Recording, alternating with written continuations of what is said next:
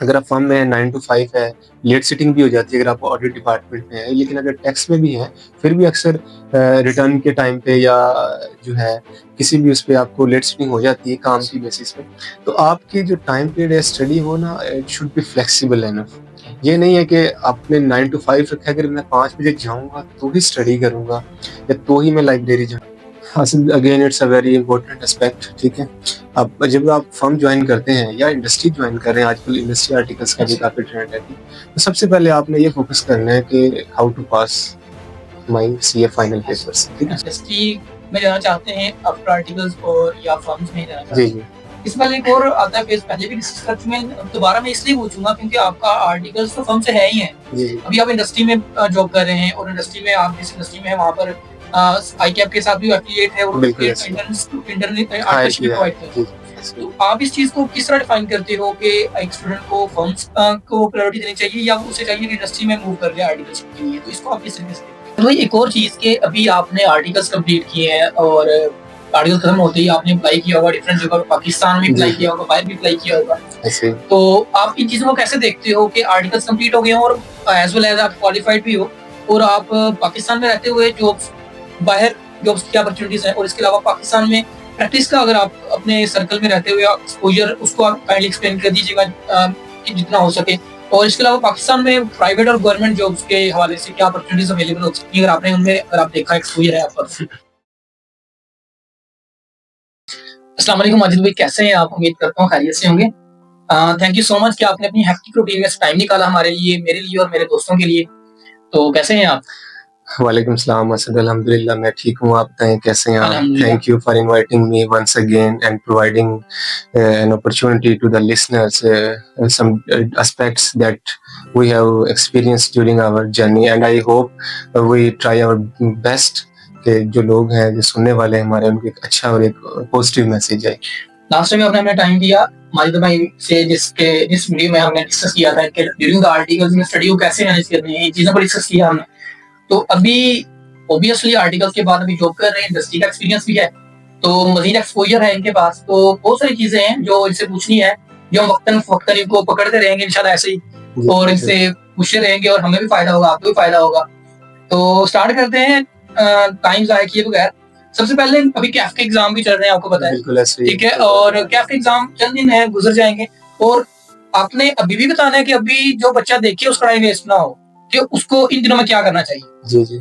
और दूसरे नंबर पे जो बच्चा कैफ स्टार्ट किया है, स्टार्ट से लेके अब तक उसकी क्या रूटीन होनी चाहिए, ओवरऑल कैफ में क्या स्टडी स्ट्रेटजी होनी चाहिए, इसको आइडिया आप एक्सप्लेन करिए अपने एक्सपीरियंस के हाँ अकॉर्डिंग। जी, असद इसमें ऐसे है कि जैसे अभी पेपर आने वाले हैं उनके, ठीक है, 10-15 दिन इतना ही टाइम रहता है ऑलमोस्ट उनके पास।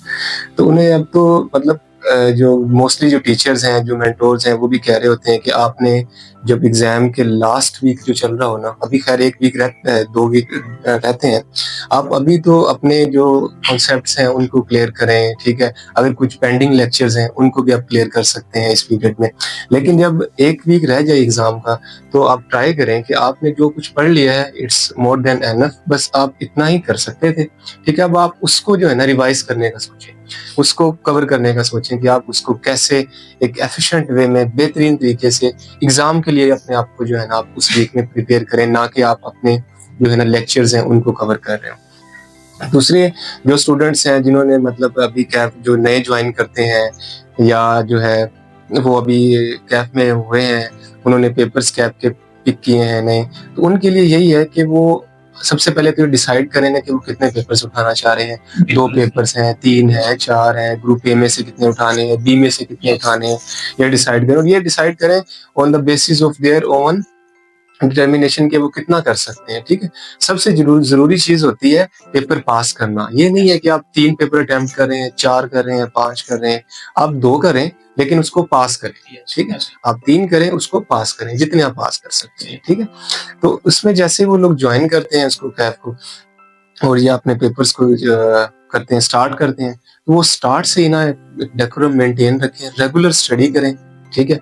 मतलब ये ना करें कि मैं 3-4 दिन बाद लेक्चर ले लिए मैंने अब, लेकिन मैं इसकी प्रैक्टिस बाद में कर लूँगा, ठीक है? या मैं इसको एक दफ़ा 1 वीक के पहले ले लेता हूँ, फिर नहीं। आपने इस तरह नहीं, क्योंकि देखें एक सिंपल सी बात है कि अगर आप 2 रोटियाँ खा रहे हैं पर जो है ना टाइम आप एक दिन में 6 खा लेते हैं, 4 खा लेते हैं, और हफ्ते में आप 24-25, लेकिन आप एक हफ्ते की एंड पे बैठ के 20 रोटियां खा के दिखाएं तो बड़ा मुश्किल हो जाता है आपके लिए, ठीक है। तो आपने एक रेगुलर वे में चलना है, ठीक है। तो उससे ये होगा, प्रैक्टिस साथ साथ करनी है, जो भी क्वेश्चन हो टीचर से फौरन पूछ लेने हैं। तो ये चीजें आपके लिए हेल्पफुल होंगी, और ये आपको बेशक पेपर आपके 2 हो, 3 हो, 4 हो, जितने भी हों, आपको मैनेज करने में हेल्पफुल होंगे, और आप इंशाल्लाह अपने एग्जाम को बड़ी आसानी से क्रैक कर सकते हैं। थैंक यू, बड़ा अच्छा एक्सप्लेन किया। अच्छा, हमारा भी दूसरा क्वेश्चन जो है वो आपसे पूछते ही होंगे, आप क्वालिफाइड हैं माशाल्लाह, आपके अपने एरिया के जो नए आपके जानने वाले आते होंगे। क्वेश्चन मेरे भी भाई जो आते हैं मेरी एरिया से वो भी पूछते हैं। नॉर्मल क्वेश्चन है कि जी आगे हैं सीए में, अब हमने किस इंस्टीट्यूशन में जाएं, कौन सा इंस्टीट्यूशन बेहतर है, कहाँ पे जो हमें पास करवा सकेगा, कौन से टीचर्स बेस्ट हैं, तो इसको आप किस तरह एक्सप्लेन करोगे, कैसे डिसाइड किया जाए कि कौन सा इंस्टीट्यूशन हमारी सक्सेस की गारंटी दे सकता है?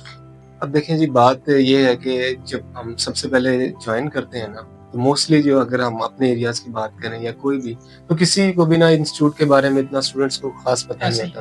तो वो या तो अपने किसी जानने वाले के थ्रू आ रहे होते हैं, या किसी दोस्त के थ्रू, या स्टूडेंट्स के थ्रू ही आ रहे होते हैं, ठीक है। तो पहला जो आपका एक्सपीरियंस होता है ना, वो किसी भी इंस्टीट्यूट का हो, जो आपने एएफसी या पीआरसी में, पीआरसी आजकल तो आप ज्वाइन करते हैं, तो आप ज्वाइन करें और दिल लगा के बस पढ़ें। अब ये ना सोचें कि ये इंस्टीट्यूट ऐसा है, वैसा है, मेरा फलां दोस्त उधर है, या वो नहीं, आप अपने काम करें, ठीक है। लेकिन आप जैसे ही पास कर लेते हैं पेपर, और जब कैफ में आते हैं, तो आप थोड़ा इन चीज़ों को भी देखें कि मैंने किस इंस्टीट्यूट को ज्वाइन करना है।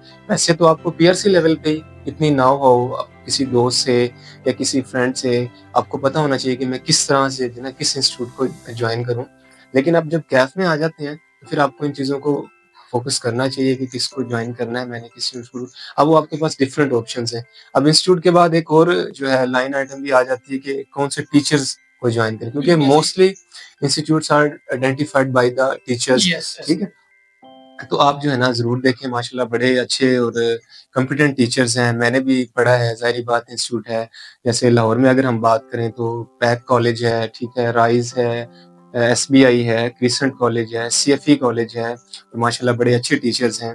और कराची में हम देखें तो एआरटीटी है, उसके बाद आईक्यू स्कूल ऑफ फाइनेंस है, इस्लामाबाद में अगर हम बात करें तो एसबीएम है। अच्छे इंस्टीट्यूट्स हैं, आप उनसे कर सकते हैं। और आजकल तो जो एक सबसे इम्पोर्टेंट जो एक डेवलपमेंट हुई है, वो ऑनलाइन एजुकेशन की भी है। मतलब अब तो distant learning is promoting well in Pakistan.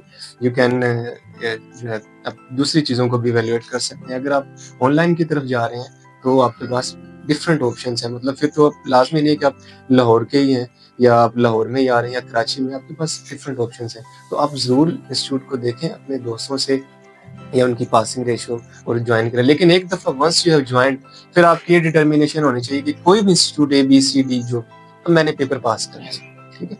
इसमें फिर ये नहीं होना चाहिए कि ये इंस्टीट्यूट है तो यही मुझे पेपर पास करवाएगा, या यही टीचर्स हैं, यही नहीं। इस तरह मतलब अपने आप को लिमिटाइज़ ना करें, ठीक है। तो होपफुली आई आंसर्ड। बहुत अच्छा आपने एक्सप्लेन किया। अच्छा, अब कैफ वाले हो गए, अब आ गए हम फाइनल वाले, जी, जी। जिनके दुख दर्द हमेशा कम लोग एड्रेस करते हैं, वो हम आपसे बांटते हैं आगे। जी। खैर, ये हर किसी का अपना होता है, कुछ किस्मत होते हैं मेरी तरह माशाल्लाह, कुछ और भी होते हैं, अपने-अपने हर किसी के दुख दर्द हैं। तो मोटा-मोटा मैं एक्सप्लेन करूँगा जो अपने दोस्तों से सुनता हूँ, जो मेरी कम्युनिटी में, मेरे सर्कल में, आपके सर्कल में भी होंगे। जी, जी। तो फर्म्स के एनवायरनमेंट के हवाले से कि कुछ चैलेंजिंग एनवायरनमेंट आता है, वो फर्म्स के वो स्टडी के पर्सपेक्टिव से भी आ सकता है, मैनेजर्स के पर्सपेक्टिव से भी आ सकता है। ओवरऑल फर्म का एक ओवरऑल टफ एनवायरनमेंट होता है। ऑब्वियसली आपको ट्रेन कर रहा होता है कि आपने स्टडी को मैनेज करना है, प्रेशर को भी मैनेज करना है, हर चीज़ को लेके चलना है, वर्क लाइफ बैलेंस को। आप इन चीज़ों को कैसे एक्सप्लेन करेंगे, कैसे लेके चलें इसको?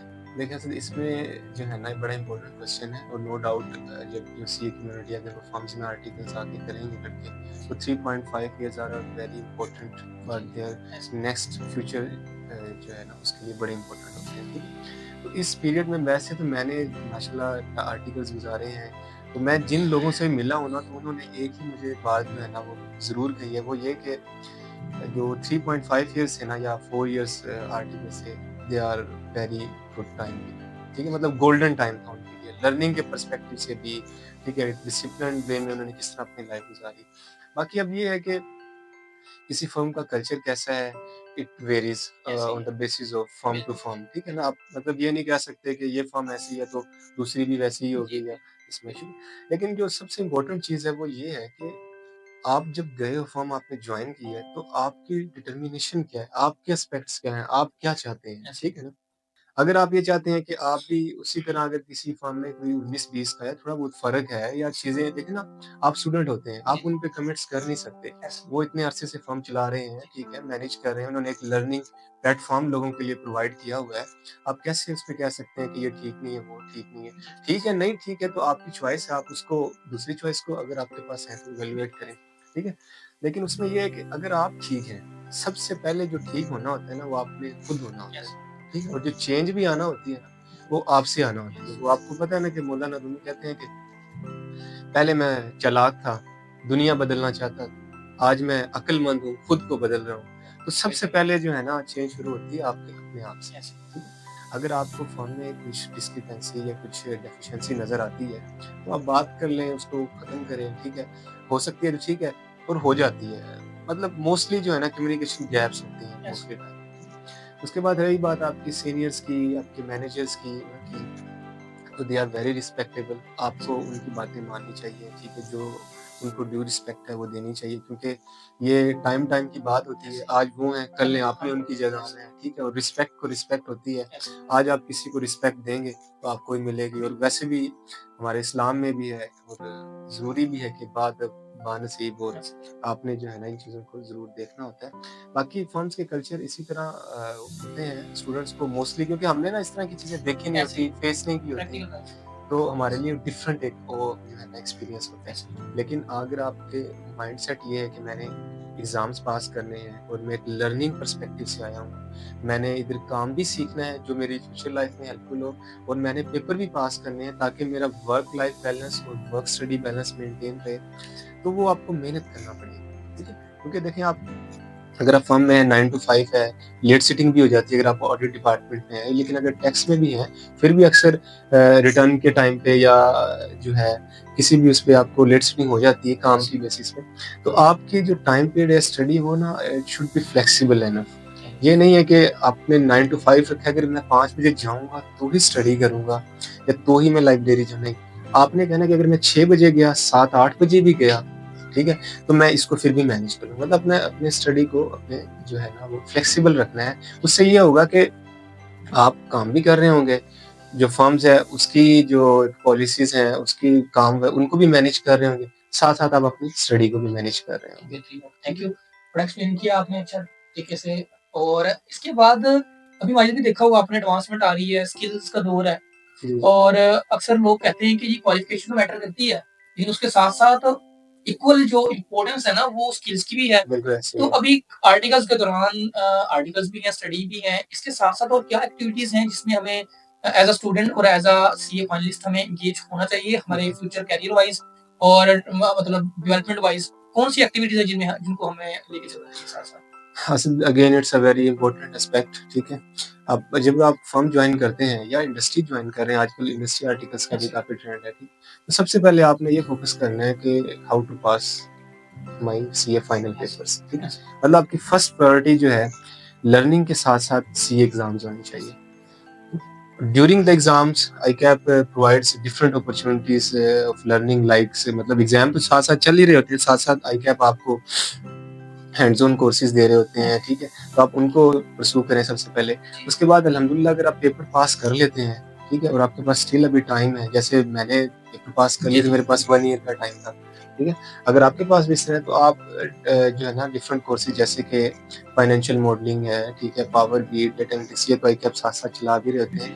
आप डिफरेंट चीज़ों को परस्यू कर सकते हैं, डिफरेंट सर्टिफिकेशंस को, ताकि वो आपके लिए एक ना प्लस पॉइंट हो, वैल्यू एडेड बेनिफिट्स जो है ना वो आपको दें। लेकिन इसमें ना एक चीज़ बस ज़हन में रखें कि आप इसी टाइम पे ना ये डिसाइड ज़रूर करें, डिसाइड ना भी हो तो मतलब आपके ज़हन में ये चीज़ ज़रूर होनी चाहिए कि मैंने इंडस्ट्री में जाना है या मैंने फर्म में जाना है। फिर आप अपनी लर्निंग के जो डायमेंशंस हैं, जो डायनामिक्स हैं, उनको भी ना आप उसी तरफ फ्लो करें, बिल्कुल ऐसे ही। अगर आप इंडस्ट्री में जाना चाह रहे हैं, तो फिर आप जो है इंडस्ट्री से रिलेटेड जैसे कि मतलब फाइनेंशियल स्टेटमेंट का एनालिसिस आपको अच्छे तरीके से आना चाहिए, ठीक है? आपको सिस्टम है, ईआरपी अगर उनका है, एसएपी है, ठीक है?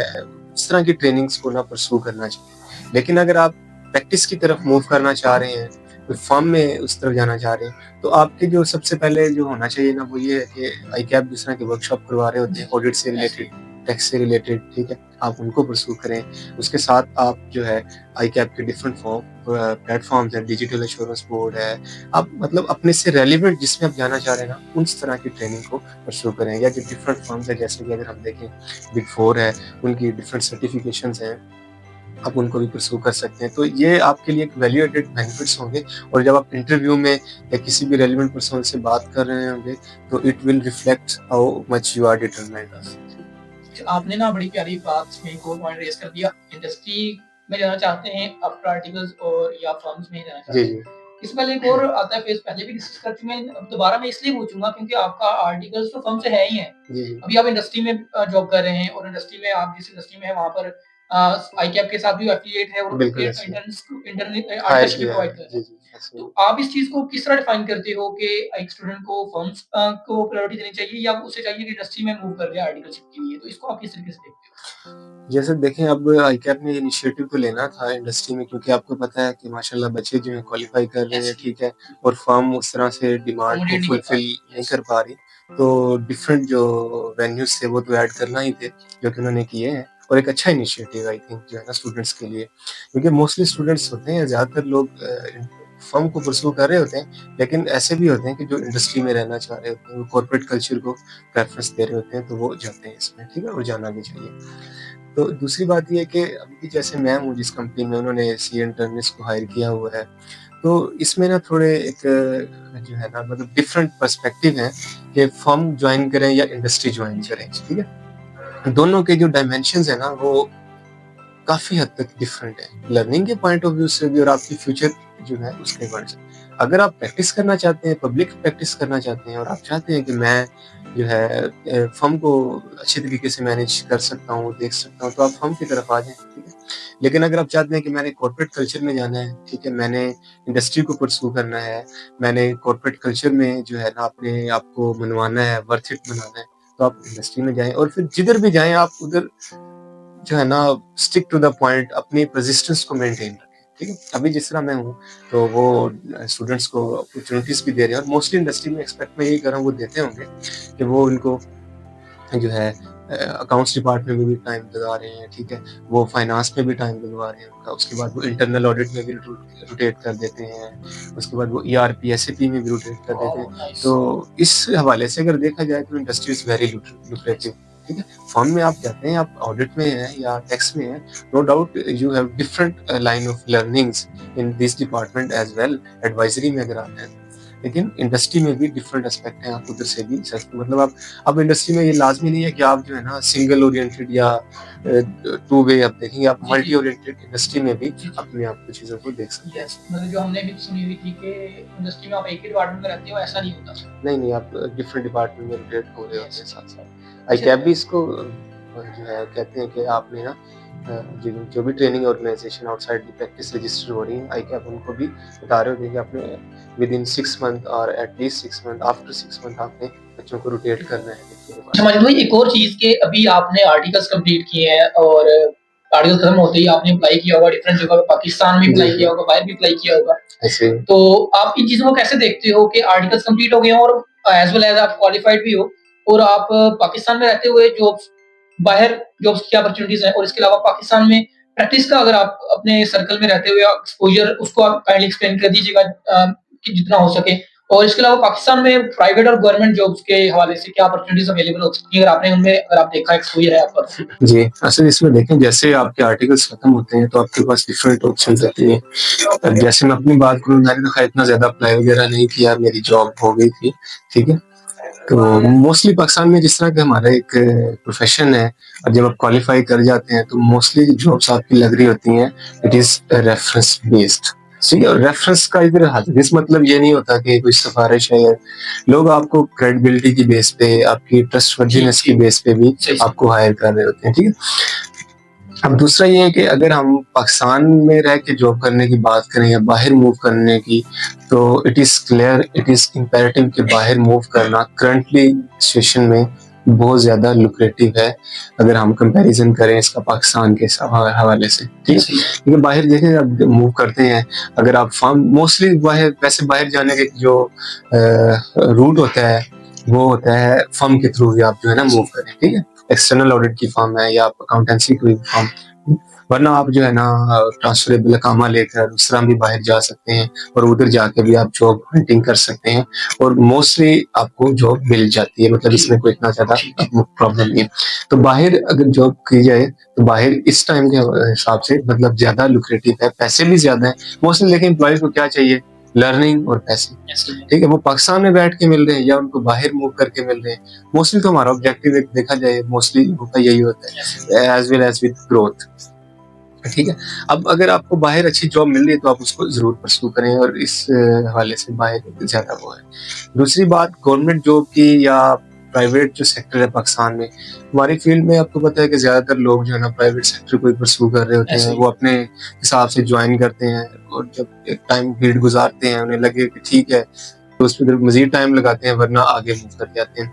लेकिन गवर्नमेंट में एक कल्चर हमारी सीए कम्युनिटी का थोड़ा कम है। वरना देखें ना कोई भी गवर्नमेंट की ऑर्गेनाइजेशन है उसमें मतलब जितनी भी ट्रेडिंग बिजनेस मैन्युफैक्चरिंग जो भी है उसमें हिसाब किताब तो रखना है ना आपने, सीएस तो नीडेड, जरूरत है उनको, ठीक है? तो इसमें ये नहीं है कि गवर्नमेंट की कोई जॉब्स होती नहीं है या वो नहीं, बड़ी जॉब्स हैं, लेकिन सीए कम्युनिटी मतलब एक बहुत कम लोग इसमें वो जा रहे होते हैं, लोग जाते भी हैं इसमें भी वो नहीं है। मतलब मोर जो परसुएसिव जो सेक्टर है वो प्राइवेट सेक्टर है, लोग इसको परसू करते हैं। दूसरा ये है कि आपको पता है कि इंसान की ख्वाहिशात हैं, ये तो कभी फुलफिल तो नहीं होती, ठीक है? मतलब आपने एक ज्वाइन कर लिया, एक आप उधर अच्छा टाइम गुजार रहे हैं, आपने किसी और को देखा, आप कहते हैं कि नहीं मेरे से बेहतर तो शायद यही है, ठीक है? या वो अगला है वो कहता है कि नहीं ये बहुत ज्यादा बेहतर है। ये चीजें तो आपको पता है चलती हैं, जैसे अमजद इस्लाम अमजद का शेर है ना, वो कहते हैं कि ये जो ख्वाहिशों का परिंदा है इसे मौसमों से गरज नहीं, ये जो ख्वाहिशों का परिंदा है इसे मौसमों से गरज नहीं, ये उड़ेगा अपनी ही मौज में, इसे आप दे के शराब दे, ठीक है? तो ये चीजें आपने खुद ही डिसाइड करनी है, अपने पाकिस्तान में रहना है, बाहर मूव करना है, आपने अपने किस तरह से अपने आप को मनवाना है। और अगर मैं ऐसी कम्युनिटी में की बात करूं तो मोस्टली जो मिडिल क्लास फैमिलीज हैं वो ज्वाइन कर रहे होते हैं इसको, मतलब एक 70-80% लोग जो है, और उन्होंने अपने आप अपने नाम को खुद ही बनाना होता है, ठीक है? मतलब अगर आप देखें उनकी कोई पहचान नहीं होती इतनी कुछ ज्यादा, क्योंकि बैकग्राउंड एक हमारा इस तरह का होता है, तो उन्होंने खुद ही अपने आप को डेवलप करना होता है, अपने आप को सेल्फ मेड होना होता है, उनको अपने आप को कैरी करना होता है। तो इट इज वेरी इंपॉर्टेंट के how you are carrying yourself, ठीक है? आपने आर्टिकल्स पूरे कर लिए, आपने क्वालिफिकेशन कर ली, देन व्हाट्स नेक्स्ट? अब आगे क्या, आपने आगे किस तरह से करना है, ठीक है? तो आपने इसी चीज पे खा करके नहीं बैठ जाना होता, आपने अपनी पर्सनल डेवलपमेंट को, अपने जो है कंटिन्यूस प्रोफेशनलिज्म को, अपने प्रोफेशनल बिहेवियर को अपने मेंटेन रखना होता है। और आपकी जो जिसे आप कह लें कि आपकी जो क्रेडिट वर्थीनेस है, आपकी जो रेपुटेशन है वो ट्रेवल करती है इंडस्ट्री टू इंडस्ट्री। अगर आप एक इंडस्ट्री को छोड़ के दूसरी इंडस्ट्री में जा रहे होते हैं किसी जगह पे, तो आपके जाने से पहले आपकी रेपुटेशन उधर पहुंची होती है। पाकिस्तान में मोस्टली जो लोग हैं बिजनेस कल्चर है, they are closely connected. It is not important कि वो फला इस बिजनेस में है तो दूसरा इसमें, वो इसको नहीं जानते होंगे, बिजनेसमैन है जानते होते हैं, ठीक है? तो आपने अपनी जो प्रोफेशनलिज्म है उसको हमेशा मेंटेन रखना है, आपने अपने इंडिपेंडेंस को, अपने इंटेग्रिटी को, इन चीजों को मेंटेन करना है, क्योंकि देखिए हमने काम करना है, ठीक है? और बिजनेसमैन आप देखें ना, हम कहते हैं कि बिजनेसमैन अब बड़ा पैसा कमा रहे हैं, ये है वो है फलां है, आप जरूर इनको देखें, लेकिन ये देखें कि वो भी तो 24 घंटे एक तरह का काम कर रहे हैं, ठीक है? मतलब वो ये तो नहीं है कि 9 to 5 ही है। तो अगर आप 9 to 5 का माइंड में रखेंगे या ज़हन में रखेंगे तो फिर आप उसी तरीके से जो है वो अचीव कर रहे होते हैं। आप अपने माइंडसेट भी यही रखें कि नहीं, मैंने काम करना है, मेरे पास ये अपॉर्चुनिटी है, मौका है, फिर आप जो है ना उसको परस्यू करें। अच्छा माजिद भाई, अब इसके बाद थोड़ा पर्सनल सा क्वेश्चन है और आप भी किसी हद तक एग्री करोगे। अब मैंने ये लास्ट क्वेश्चन से निकाला है, जो आपने कहा कि बाहर जॉब्स जो हैं वो लुक्रेटिव भी हैं, अपॉर्चुनिटीज भी अच्छी हैं, और हमारा जो 90% अब देखेंगे ना, वैसे हम इसके अपने गोल्स होते हैं। कुछ लोग होते हैं कि पाकिस्तान में रहना है, फैमिली के साथ ही रहना है, लोग फैमिली के साथ ही बाहर मूव कर जाते हैं। लेकिन एक यहाँ पे एक और माइंडसेट पाया जाता है जो कि 99% लोगों का है, और इसी हद तक वो लॉजिकली बात करें तो ठीक भी है कहते हैं जो भी करनी है यहाँ पर भी वो काम करना है, बाहर भी काम करना है। काम तो करना ही है, करनी जब जॉब है तो बाहर जाके ज्यादा पैसा ना कमाए, क्यों ना पाकिस्तान में यहाँ पे अड़ियां घिसाएं अपनी। पैसा बाहर अगर ज्यादा मिल रहा है, बाहर भी जॉब करनी तो बाहर क्यों ना जाए। पाकिस्तान की इकोनॉमी को देखी जाए तो इकोनॉमी की बात अगर करें तो यहाँ पर वो भी हालात हमारे सामने।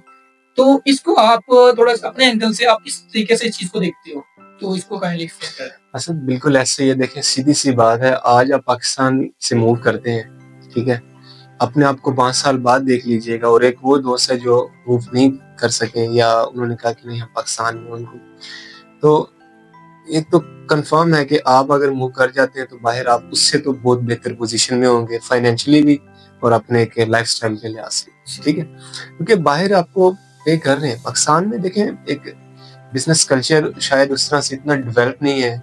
दूसरा, इकोनॉमी की सिचुएशन आपने बड़ा अच्छा इसको बताया, बिल्कुल ऐसे ही है इकोनॉमी। अब देखें अगर हम बात करें इस टाइम पाकिस्तान की जो जीडीपी है वो 3-4 के राउंड अबाउट चल रही है, ठीक है। साथ ही इंडिया के साथ कंपैरिजन करना नहीं चाहिए, मतलब उनकी आबादी हमारी डिफरेंट एंगल्स है, लेकिन क्योंकि हम बाकी मामलात में उनके साथ देख रहे होते हैं तो इसमें भी देख लें। इकोनॉमी में करने में तो कोई वो नहीं है, रियलिस्टिक होना चाहिए। उनकी तकरीबन कोई 6-7 के राउंड अबाउट चल रही है इकोनॉमी, ठीक है। लेकिन 1991 में अगर हम देखें तो आप बेशक इसको सर्च कर लीजिएगा, मनमोहन सिंह जो हैं, उनके जो प्राइम मिनिस्टर थे उस टाइम के, उन्होंने जो बजट स्पीच की थी, तो उस टाइम इंडिया के हालात और आज के जो पाकिस्तान के हालात हैं वो समहाउ सेम थे, सही। ठीक। लेकिन देखें आप, उन्होंने 20-24 सालों में कितना फ्लरिश किया है और हमने 20-24 सालों में कितना अपने आप को जो है ना वो डिग्रेड किया है, ठीक है। अब अगर हम कर्जे के हालात ही देखें, पाकिस्तान IMF ने अभी जो बेल आउट पैकेज दिया है 24th, जो मतलब कोई किसी भी कंट्री ने IMF से जो सबसे ज्यादा बेल आउट में गया वो पाकिस्तान है इस टाइम, ठीक है। तो 24th टाइम IMF के पास गए हैं और उन्होंने लिया है 7 बिलियन डॉलर्स का है, जिसमें से कोई 1.1 बिलियन डॉलर की उन्हें इंस्टॉलमेंट मिल गई है पाकिस्तान को। बाकी जो है वो पैसे वो 37 माह का एक प्रोजेक्ट है तो उन्हें मिल जाएंगे, ठीक है, तकरीबन 3 साल का टाइम पीरियड है। लेकिन देखिए IMF के जो प्रोजेक्ट हैं वो मार्केट को या इकोनॉमी को सपोर्ट करने के लिए है, मतलब वो ये नहीं है कि जस्ट यही है आप इसी से फ्लरिश करेंगे, इसी से आपकी डेवलपमेंट बेस करेगी, नहीं, वो एक सपोर्ट करने के लिए, ठीक है। आपको अपने जो डिफरेंट एंगल्स हैं, डिफरेंट रेवेन्यू स्ट्रीम है, उनको भी जो है ना मेंटेन करना पड़ेगा, उनको बढ़ाना पड़ेगा, तभी जाके आप जो है ना किसी लेवल पर पहुंच सकेंगे। अब जितने पैसे आते हैं मोस्टली तो इंटरेस्ट पेमेंट्स में चले जाते हैं, ठीक है, और उसके बाद मतलब खर्चे भी हैं हमारे अपने जो है वो भी है, तो बैलेंस ऑफ पेमेंट है वो भी डिस्टर्ब रहता है इससे। तो मुल्क के हालात हैं जिसकी वजह से जो देखे ना, हम भी तो इसी मुल्क में रह रहे हैं, अगर ओवरऑल कंट्री पे कोई सिचुएशन आती है तो वो हम पे भी आ रही होती है, प्रोफेशनल लोगों पे भी आ रही होती है। दूसरे मुल्कों में शायद इस तरह नहीं होता है, गवर्नमेंट के आने से जाने से उन्हें कोई फर्क नहीं पड़ता इतना ज्यादा, जो उनके प्रोजेक्ट्स हैं, डेवलपमेंट प्रोजेक्ट्स हैं वो चलते रहते हैं, लॉन्ग टर्म नेचर के होते हैं, तो इसीलिए लोग उधर जाना ज्यादा पसंद करते हैं। फिर टैक्स कल्चर भी है, अगर एक मतलब एक कोई भी लोग है वो अगर कुछ भी पैसे कमाते हैं, मतलब 300,000 400 500, और वो उसमें से कोई 45% 35% टैक्स दे देते हैं, ठीक है, तो उनके पास पीछे क्या बचता है। उसके बाद जो लाइफस्टाइल है इतना डिफिकल्ट है। लेकिन मिडिल ईस्ट में बात करें, अगर हम जिधर पाकिस्तानी ज्यादा जाना पसंद करते हैं तो उधर इस तरह नहीं है, आपको एक टैक्स फ्री कल्चर मिल जाता है, ठीक है, ये एक लिमिट है टैक्स आपको, तो उधर सेविंग करना और अपने आप को एक अच्छा लाइफस्टाइल देना, अपनी फैमिली को पैसे सेव करना, ये ज्यादा जो है ना वो आसान हो जाता है एज कम्पेयर टू पाकिस्तान, इसलिए लोग उस तरफ मूव करना भी ज्यादा जो प्रेफरेंस करते होते हैं। थैंक यू सो मच भाई जी, आपने टाइम दिया, हमारी ने अपनी एक्टिविटी से टाइम निकाला, और हम पीछे पड़े हुए थे, तकरीबन कोई 3 वीक्स हो गए, ये पेंडिंग हो जा रहा है, फिर फाइनली हम आ पहुंचे इनके। बस असल ऐसे ही है, देखिए ना टाइम निकालना ही पड़ता है, लेकिन मेरी कोशिश थी कि अगर मेरी बातों से, मेरे पॉइंट से, मेरे एक्सपीरियंस से दूसरे लोगों को हेल्प हो सकती है या उन्हें कोई बेनिफिट हो सकता है उससे, तो मैं इसको जरूर परसू करूँ। बाकी आपका बहुत शुक्रिया, जाहिर बात है आप एक एफर्ट कर रहे हैं, इसमें अरेंज किया सारा कुछ, इसमें आपकी भी बहुत ज्यादा कंट्रीब्यूशन है, इसके लिए जो है ऑडियंस और मैं आपका मशहूर हूँ। Thank you so much. तो मिलते हैं इंशाल्लाह फिर कभी एक और वीडियो के साथ। अल्लाह हाफिज।